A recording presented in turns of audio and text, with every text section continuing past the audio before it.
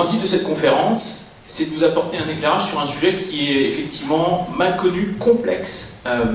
Complexe, d'ailleurs, on va commencer par ça, c'est-à-dire que c'est un sujet sur lequel on n'a pas fini de trouver les réponses, on n'a peut-être même pas fini de trouver les questions. C'est un sujet sur lequel on a avancé par itération.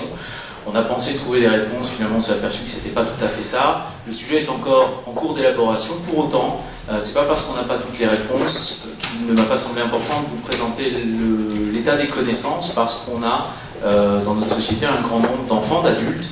La notion du fait que ça dure chez les adultes est une connaissance assez récente. Donc un grand nombre d'enfants, d'adultes qui sont concernés et qu'on peut commencer à aider, à accompagner, à aider effectivement à s'intégrer dans une certaine mesure plus facilement en utilisant les connaissances qui sont d'ores et déjà disponibles. Donc voilà, on va parler un petit peu des difficultés. On risque même, vous me trouverez peut-être lourd sur les difficultés, de parler pas mal de ça. Mais en fait, effectivement, c'est principalement la clé d'entrée, c'est-à-dire globalement, on a plutôt l'habitude de peu parler de ce qui va bien, donc pardonnez-moi de vous parler un peu également de ce qui peut être parfois un peu complexe sur le sujet ce soir, en gardant quand même bien à l'esprit que ça peut être un sujet au final confortable à vivre, au final avec lequel on puisse se réconcilier et bien fonctionner, mais on va quand même aborder un certain nombre de difficultés qu'il peut créer. Nous avons préparé cette conférence à deux, là, en tout cas sur la première partie, je vais vous la présenter seule. Marilyn me rejoindra tout à l'heure. Donc Marilyn, avec qui je travaille très très fréquemment, est psychothérapeute. Elle travaille depuis une quinzaine d'années avec des enfants précoces, notamment et entre autres en gestion des émotions et en remédiation scolaire. C'est-à-dire la remédiation scolaire, c'est apprendre à apprendre, les aider à redevenir capables d'apprendre à l'école, ce qui parfois sur d'autres types d'enfants est assez naturel. Chez les enfants précoces, ça l'aide un petit peu moins. Pour ma part, mon parcours est un petit peu différent, puisque j'ai travaillé dans le recrutement, dans les ressources humaines, dans le management de centres de profit, pour partir après sur le coaching. Et dans le coaching, me spécialiser sur quelque chose qui n'est pas tout le temps fait en coaching, loin s'en faut, sur l'accompagnement des adultes surdoués, à tel point qu'actuellement, sur mes accompagnements individuels, j'ai de l'ordre de 95% de mes clients qui sont des adultes qui sont concernés par cette question. Alors je vous propose de commencer par quelques lieux communs que je vais vous laisser lire pour vous-même.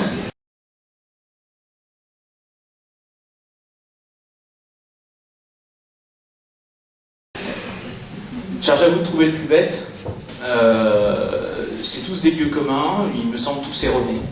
Il y en a un qui a quand même quelques conséquences, notamment à l'école. Philippe Mérieux, tout le monde ne le connaît pas forcément, c'est quelqu'un qui est intervenu longtemps auprès du ministère, qui est un pédagogue certainement compétent, et qui, à travers cette citation qui date de quand il travaillait au ministère, nous explique qu'en substance, les enfants précoces lui semblent être soit des fantasmes des parents, soit la projection des parents, c'est-à-dire fantasme, mon enfant a quelques difficultés à l'école, c'est certainement parce qu'il est brillant et que personne ne le comprend.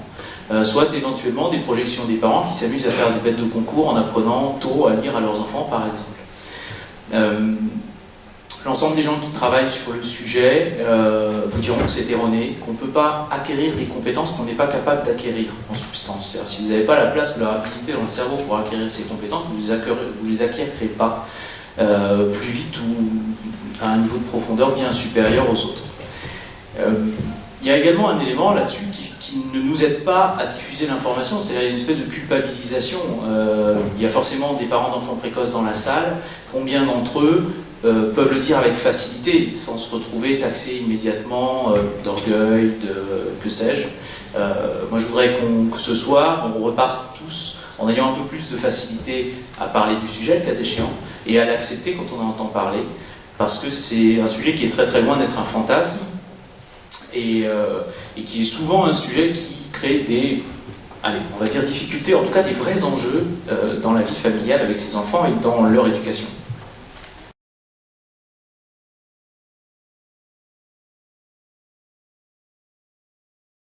Déficit métacognitif. C'est un gros mot. Ils ont du mal à contrôler leurs pensées. C'est-à-dire, c'est la difficulté à élaborer des stratégies d'apprentissage, de travail, cette espèce de truc structuré où on va faire un truc, puis l'autre, ou quand il faut apprendre une leçon d'histoire géo, c'est pas dur, il faut faire comme ça, comme ça, comme ça. Des enfants, globalement, ils n'ont pas besoin d'apprendre, ils n'ont pas besoin de travailler.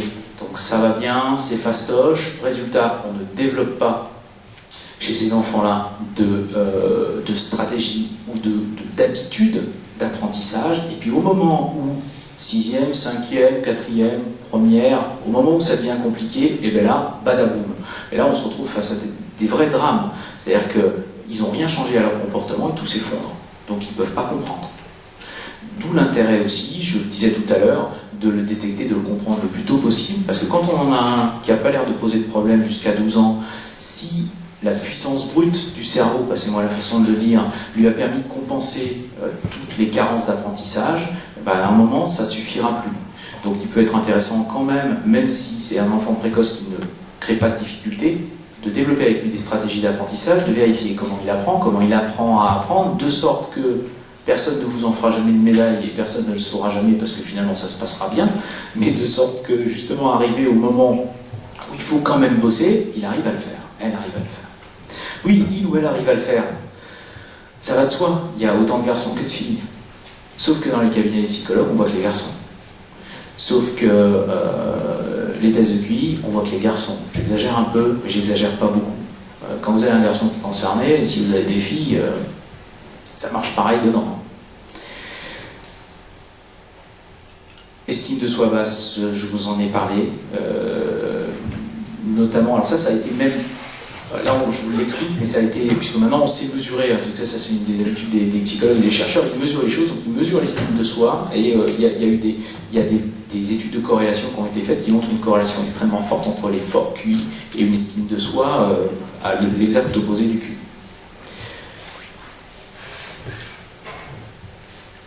En 2 secondes, je vous parle des filles, justement. Globalement, si je vous demandais combien de femmes vous connaissez qui soient visiblement plus intelligentes que leur mari,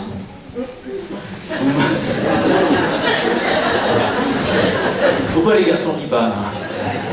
Vous ne me donnerez peut-être pas la réponse que j'attends, qui est 1 sur 2. Puisque statistiquement, globalement, 1 sur 2, je ne vois pas pourquoi ça se passerait différemment, sauf que ça ne se voit pas. Sauf qu'elles, parfois, le cachent, sauf qu'on leur apprend à le cacher. Alors des fois, c'est parce que les filles, elles ne jouent pas la compète à l'école. Elles vont éventuellement pas forcément avoir une super note, histoire de ne pas fâcher ma copine qui, elle, n'a pas des bonnes notes, machin. Il peut y avoir ça. Il y a globalement aussi un poids social élevé chez les filles qui ne va pas dans le sens de leur performance. Dans ce cadre-là, on a eu une conférence très intéressante donnée par une dame psychologue qui a travaillé là-dessus. Dans ce cadre-là, je vous fais juste une petite remarque sur les papas. C'est-à-dire que globalement, vos filles, si vous avez des filles précoces, vont avoir pour meilleur allié de motivation leur papa, très longtemps, jusqu'à ce qu'éventuellement, elles partent dans des études où qu'elles vous disent qu'elle veut être ingénieure pétrolier et que du coup elle va partir vivre sur une plateforme pétrolière et que là vous vous disiez oula, les petits-enfants, ça va pas être ça, et puis bref, éventuellement, le papa ne devienne plus l'allié. Il y a un rôle extrêmement particulier du papa qui va vraiment être l'une des meilleures sources de motivation pour sa fille. Pas d'identification, mais de motivation. Faut pas se louper, voilà. C'est un élément qui est très très important, puis qu'on n'a pas forcément spontanément en tête. Et puis vous avez l'effet Pygmalion négatif. Alors l'effet Pygmalion, pour ceux éventuellement qui ne connaissent pas, c'est on devient ce qu'on nous dit qu'on est, ou l'effet Rosenthal. C'est 2 effets qui se ressemblent. Et parlons de l'effet Rosenthal. L'effet Rosenthal, c'est par le comportement qu'on a quand on regarde quelqu'un, induire ses résultats. Le test de Rosenthal, ça a été un test où notamment on a donné à des étudiants des groupes de rats pour faire des tests. Les souches de rats étaient identiques. On avait des rats totalement identiques génétiquement. On a dit à un groupe d'étudiants, les rats là c'est des truffes, vous ne ferez rien avec, mais mesurez-les quand même. Et on a dit à l'autre groupe d'étudiants, vous avez des bombes atomiques, là. Vous avez des trucs, alors ça turbine, vous allez voir. Eh bien, les résultats des 2 groupes de rats étaient totalement différents. Ça marche comme ça, et ça marche aussi sur les enfants. Si vous dites à un enfant qu'il est con, il va passer son temps à le vérifier. Pas consciemment, mais attention à ça.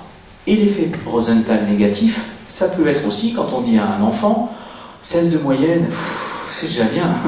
Sauf que, ça se trouve, à 16 de moyenne, votre gamin, votre gamine, il s'ennuie comme un rat mort, il est en train de dépérir, et ça se trouve, il serait capable d'avoir 18 dans la classe d'après. Je ne suis pas forcément favorable au saut de classe systématique, mais Juste, je vous introduis cette notion du parfois, on bride en voulant être gentil, en voulant dire allez repose-toi, c'est bon, t'en as déjà fait assez. Parfois on bride les gens par cet effet Rosenthal négatif.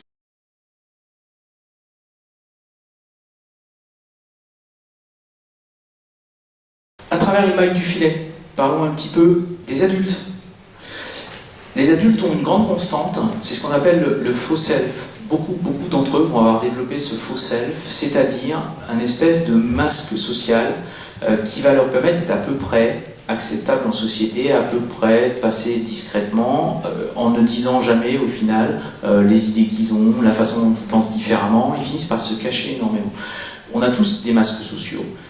Chez les zèbres, le masque social peut vraiment devenir un masque de fer. Ça peut être quelque chose qui est vraiment extrêmement lourd à porter, à force que, au fil du temps, ils aient appris à se cacher dans des proportions phénoménales.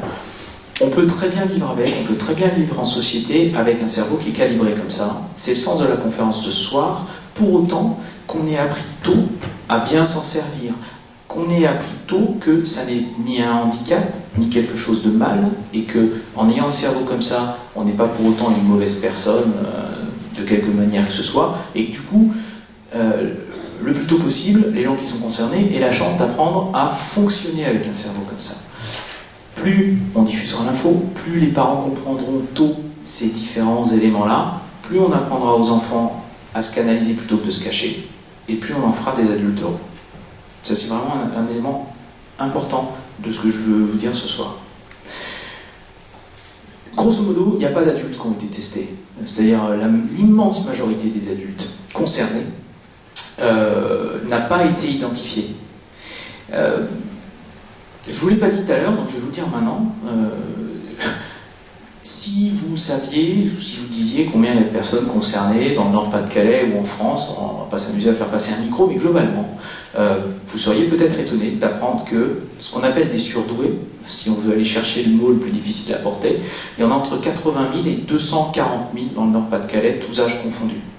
Ça concerne entre 1 et 3 millions de personnes en France. On est très loin d'un phénomène marginal. C'est même plutôt gigantesque. Et ce qui est très étonnant, c'est que ce soit aussi gigantesque en étant aussi mal connu.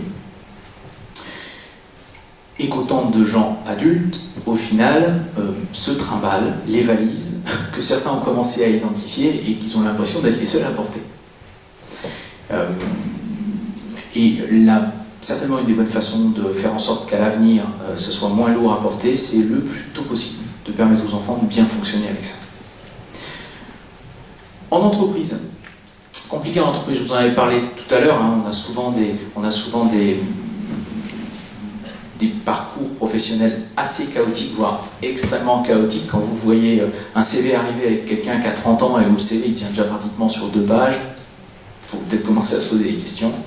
Ils ont un rapport à la hiérarchie, comme je le disais tout à l'heure, par rapport à l'autorité qui est parfois complexe, c'est-à-dire que c'est très difficile pour eux de fonctionner avec un hiérarchie qu'ils reconnaissent mal ou pas. Et ils ont tendance à tracer leur propre voie, c'est-à-dire hop, aller en latéral, de toute façon l'info, il fallait que je la passe à machin, donc je ne suis pas passé par mon chef, je suis allé la passer directement à machin, puis il déclenche éventuellement des incendies. Donc on est sur des comportements en entreprise qui peuvent être parfois un peu compliqués parce qu'ils suivent un peu leur logique à eux, déficit de compréhension des implicites, encore une fois.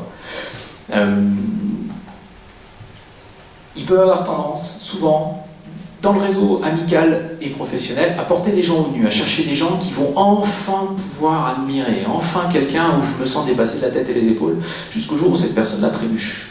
Et là, en fait, ça devient la dernière des crottes. C'est-à-dire, c'est pas la façon de le dire.